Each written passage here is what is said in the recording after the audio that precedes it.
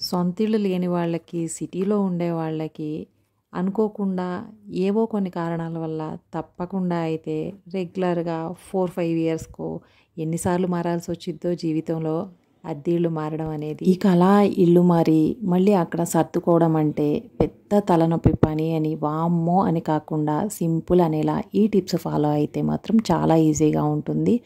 పిల్లలు చిన్నగా ఉండి నేనైతే ఫస్ట్ 2 సార్లు ఇల్లు మారాల్సొచ్చినప్పుడు నేనేం ప్యాక్ చేయకుండా మొత్తం వాళ్ళొచ్చి చేస్తారు కదా అని కామ్‌గా ఉంటే బట్టలు మొత్తం కూడా మన ఇంట్లో ఉన్న బెడ్‌షీట్లన్నీ తీసేసి మూటలు కట్టేస్తారు.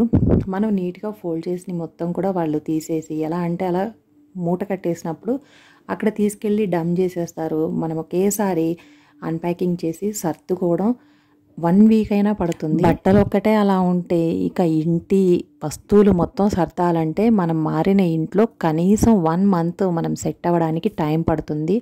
కానీ కరోనా టైంలో మేము ఇల్లు మారాల్సొచ్చి అప్పుడు మొత్తం నేనే ప్యాకింగ్ చేసుకుంటే చాలా ఈజీగా అనిపించింది. అందుకని ఈసారి కూడా అదే ఫాలో అవుతున్నాను. ఎన్ని రోజుల ముందు నుండి ఎలా ప్లాన్ చేసి ఎలా ప్యాక్ చేస్తే ఈజీగా ఉంటుందో ఈ వీడియోలో చూసేద్దాము. ముందుగా ఛానల్ని సబ్స్క్రైబ్ చేసి పక్కనే ఉన్న బెల్ ఐకాన్ క్లిక్ చేయండి. వీడియో నచ్చితే మాత్రం తప్పకుండా లైక్ చేయండి. మనం ప్యాక్ చేసుకోవడం ముందుగానే పనిలా ఫీల్ అయినా కూడా వాళ్ళు వచ్చినప్పుడు వాళ్ళు మొత్తం మూట కట్టేసినప్పుడు మనమేమి ఖాళీగా కూర్చోము. అటు ఇటు తిరుగుతూ సెట్ చేసుకుంటూ చూస్తూ అక్కడ గంటల తరబడి నుంచోవాలి.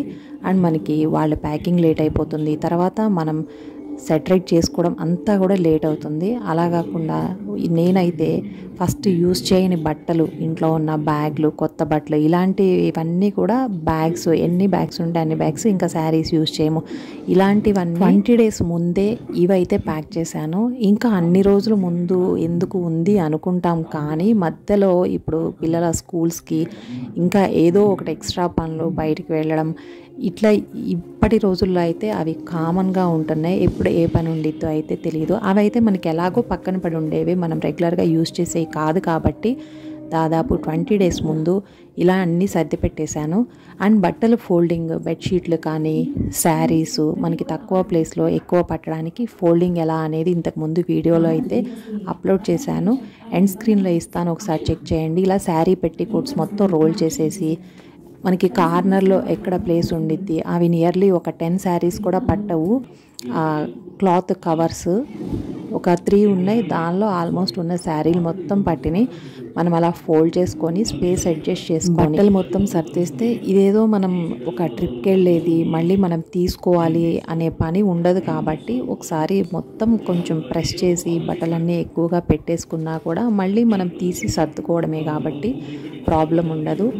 ఇలా మొత్తం కూడా బట్టలు సర్దేసుకొని ఇంకా క్లాత్ వార్డ్రోబ్ ఉంది. ఆ వార్డ్రోబ్ని అప్పటికప్పుడు తీసేయడం అంటే కష్టం కాబట్టి అందులో ఉన్న సామాగ్రి, బట్టలు, ఇంకా అంబ్రిల్లాస్ ఇలాంటివన్నీ కూడా మెయిన్ ఈ అంబ్రిల్లాస్ అని, హ్యాంగర్లు, ఇంకా వేరే వేరే అన్ని చెత్త సామాన్లాగా ఉంటాయి మనకి చూడటానికి. బట్ అవి సీజనల్లో అప్పుడప్పుడు మాత్రమే అవసరమయ్యాయి. హ్యాంగర్స్ ఇల్లు మొత్తం ఎక్కడ చూసినా అవే ఉంటాయి. ఇంకా ఈ క్లాత్ వార్డ్రోబ్లో కింద ర్యాక్లో నేను అవన్నీ ప్లేస్ చేసాను.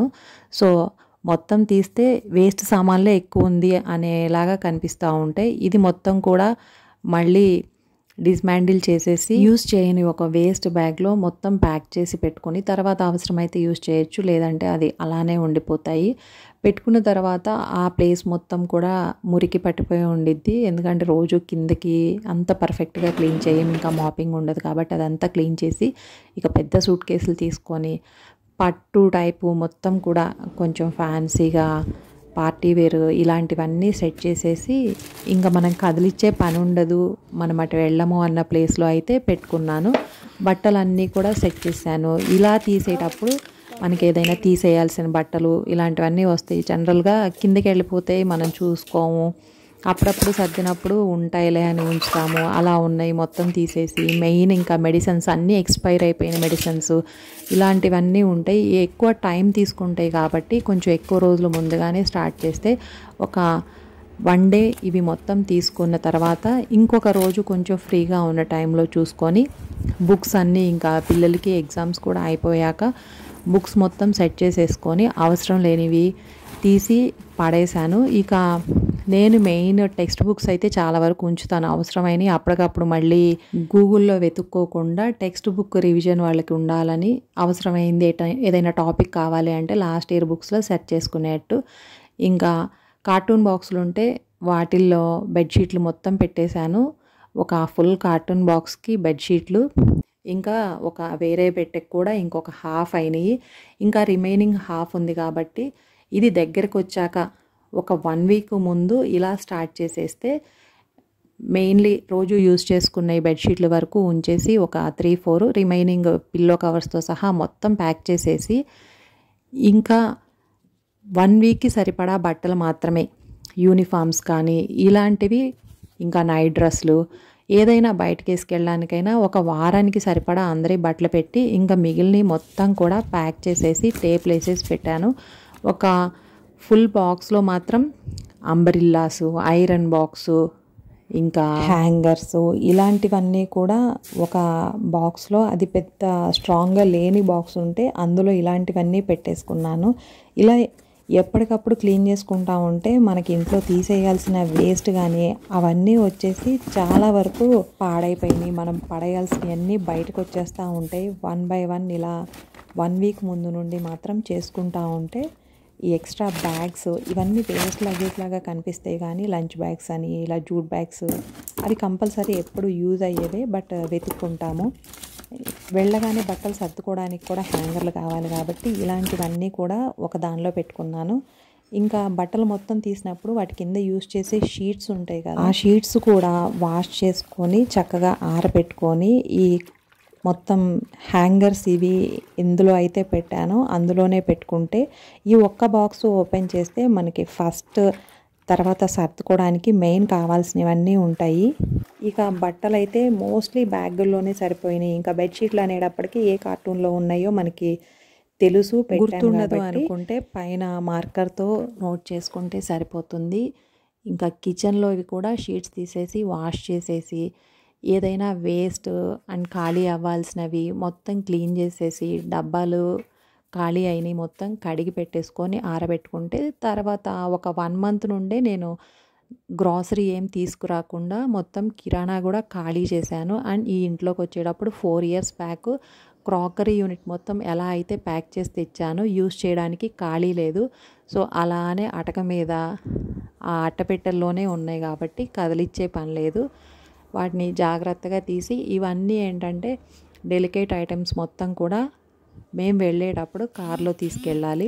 దాదాపుగా గ్రాసరీస్ కూడా ఖాళీ అవుతాయి కాబట్టి ఇంకా ఆ 1 వీక్లో కూడా ఏదైనా ఖాళీ అయినవి అప్పటికప్పుడు క్లీన్ చేసేసి ప్యాక్ చేసేటే. మెయిన్ ఈ టప్పర్వేర్ అన్నీ ఒక డబ్బాలోకి ఒకటి కొంచెం కొంచెం వెళ్తాయి, సో లెందీగా వస్తాయి. వాటిని ఏదైనా పైన ఎక్కువ వెయిట్ వేసినా పగిలిపోతాయని ఇవన్నీ ఒక అట్టపెట్టెలో పెట్టేసి వీటిని కొంచెం పైన పెట్టేటట్టు చూసుకోవాలి. And day by day first start చేసినప్పుడు కొంచెమే ఉంటుంది. ఇంకా జాకెట్లు, స్వెటర్లు ఇవన్నీ నేను ఆల్రెడీ బ్యాగుల్లోనే పెట్టి ప్యాక్ చేసి ఉన్నవి.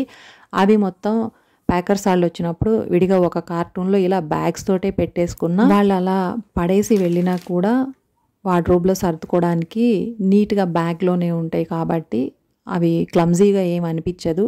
ఇంకా పిల్లల స్టేషనరీ, ఈ హెయిర్ బ్యాండ్స్ ఇలాంటివన్నీ చాలా స్టఫ్ అందులో వేస్ట్ అలా అలా పడిపోతూ ఉంటాయి. అవన్నీ క్లీన్ చేసుకొని, అవి దాదాపు కనపడని టైం పట్టిద్ది. వాటికంతా ఒక హాఫ్ డే స్పెండ్ చేసుకొని, ఇంకా యూట్యూబ్ సరంగామా మొత్తం ట్రైపాడ్స్, ఇంకా ఇంట్లో వ్యాక్యూమ్ క్లీనరు ఇవన్నీ కూడా ఓపెన్ చేసేసి హ్యాండీగా కార్లో తీసుకెళ్ళడానికి ఒక బ్యాగ్లో పెట్టుకొని, ఈ టప్పర్వేర్ డబ్బాలు మొత్తం ఒక బ్యాగ్లో పెట్టేశాను కదా, దీన్ని మాత్రం జాగ్రత్తగా పైన పెట్టించుకోవాలి. షిఫ్టింగ్ అప్పుడు ఆ లారీలో ఎక్కిచ్చేటప్పుడు కొంచెం ఇవన్నీ చూసుకొని పెట్టుకుంటే ఏది బ్రేక్ అవ్వకుండా అయితే ఉంటాయి అండ్ మిస్ అవ్వకుండా ఉంటాయి. మనం ఎందులో పెట్టుకున్నామో టేప్ వేసేస్తాం కాబట్టి నోట్ చేసుకుంటాము. ఎక్కడ ఏది అవసరమో ఆ రూమ్లో పెట్టించేసుకొని అవి తీసుకొని 1 by 1 సర్దుకుంటే మ్యాక్సిమం 1 డేలో, నేనైతే ఇంతకుముందు ఇలా ప్యాక్ చేసుకుంటే నాకు 1 డేలోనే అయిపోయింది మొత్తం అన్బాక్సింగ్. నేను ఒక్కదాన్నే సర్దుకోవడం కూడా. ఇంకా పూజా ఐటమ్స్ మొత్తం కూడా మళ్ళీ ఒకసారి క్లీన్ చేసేసి ఈ ఇత్తడివన్నీ కూడా నల్లబడకుండా ఉండడానికి కవర్లో పెట్టేసి పెట్టుకుంటే, దేవుడి పటాలు ఇవి మొత్తం కూడా ఒక 1 or 2 days ముందు అట్టపెట్టెలో పెట్టేసుకుంటే వీటిని వాళ్ళతో ప్యాకర్స్ వాళ్ళతో కాకుండా మనతో తీసుకెళ్ళొచ్చు. ఇంకా ఇంపార్టెంట్ డాక్యుమెంట్స్ కానీ జ్యువెలరీ, వాచెస్ ఇలాంటివన్నీ మినిమం 2 days ముందు ఏ బాక్సులకు అవి మళ్ళీ ఒక కార్టూన్లో కానీ లేదంటే బ్యాక్ ప్యాక్లో కానీ పెట్టుకొని మనతో పాటు తీసుకెళ్తే సేఫ్గా కూడా ఉంటాయి, మర్చిపోకుండా ఉంటాం. మెయిన్ ఇంకా ఏదైనా కీస్ అలాంటివన్నీ కూడా. ఇక కిచెన్ సామాన్లు ఒకటి మాత్రం వదిలేస్తాను, యూజ్ చెయ్యము అన్నవి మాత్రం ఈ రైస్ బ్యాగ్ ఎంటీ బ్యాగ్స్ ఉంటాయి కదా, అందులో వేసేసి మూట కట్టేస్తే అసలు కొంచెం నిదానంగా తీసుకోవచ్చు. రోజు యూస్ చేసే గిన్నెలు ఇలాంటివి మాత్రం వాళ్ళు స్టీల్ డ్రమ్స్లో ఈ కిచెన్ సామాన్లు మొత్తం పెట్టుకుంటారు. సో అలా తెచ్చి మనం కిచెన్లోనే వాటిని అన్బాక్సింగ్ అక్కడ డ్రాప్ చేసుకున్నామంటే అక్కడే ఉంటాయి కాబట్టి ఈజీగా సర్దేసుకోవచ్చు. మీకు ఈ వీడియో నచ్చితే తప్పకుండా లైక్ చేయండి, షేర్ చేయండి. Thanks for watching.